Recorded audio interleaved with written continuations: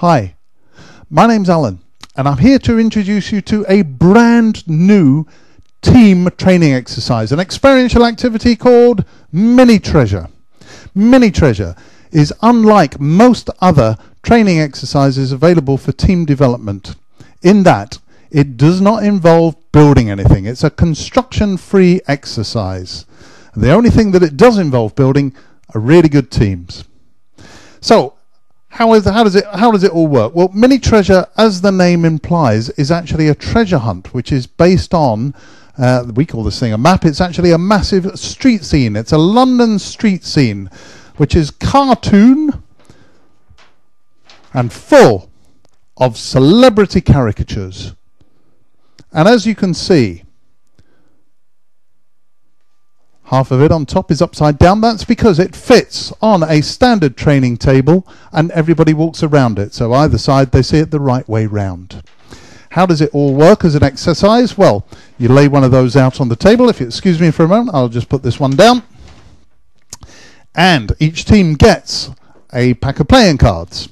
And the playing cards, there are 96 in total. There are different colours inside of here. The red, the blue and the green ones are different types of question, and the purple ones are details on the celebrity caricatures. So you can see a bit more information about each of the people inside of the street scene if you don't immediately recognize them and know a bit about them.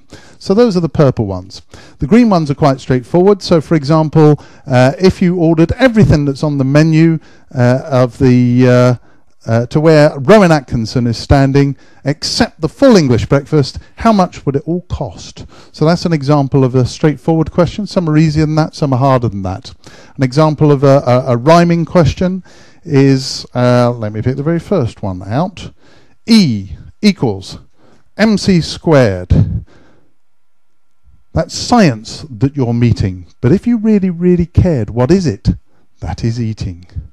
So that's a bit more cryptic inside of there. And the pictorial ones ask questions such as, who is that a part of? Or which person is stood nearest to this particular image? And so on and so forth.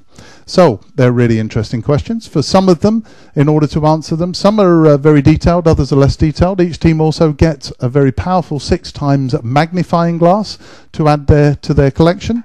And they also get an answer sheet for them to write their answers down in. So 3 sections, one for each type of question, and then at the appropriate time after everybody's done, they can add up ticks and crosses to find out how they actually did. One nice twist to the questions is that teams are told that they get 1 point added for a correct answer, but they get 1 point deducted for a wrong answer. So they have to factor that into their decision making, and that can cause some rather interesting discussion, shall we say, as some people are more risk averse than others. And once it's written down, it has to be accepted. When the activity is completely finished, if you're only running it for fun, that's it. But if you want to get real learning out of it, then we have a recommended debriefing process. You don't have to use it. As I say, if it's just for fun, you wouldn't want to use it at all. You may prefer to debrief it in a different way. But this way really works for us. There are 12 different questions. The first 6 refer to how the team went about the actual activity. And the second 6 build on those and take it back to the workplace. It's a very powerful transfer mechanism to maximize the takeaways of the learning back into the working environment. So that's there for teams to work through under your facilitation after they've finished the activity. You also get a facilitator guide which gives chapter and verse on our experience of using the activity over many, many years. And again, you're welcome to build upon this and use your own flair and imagination of how you wish to use it. But from the very first time that you run MiniTreasure, you've got all of our experience behind you, helping make sure that it's a big success. You also get a USB drive, which contains a number of PowerPoint presentations, one for briefing the participants, one for explaining the simple process for scoring, and one for helping them focus on the debrief as well.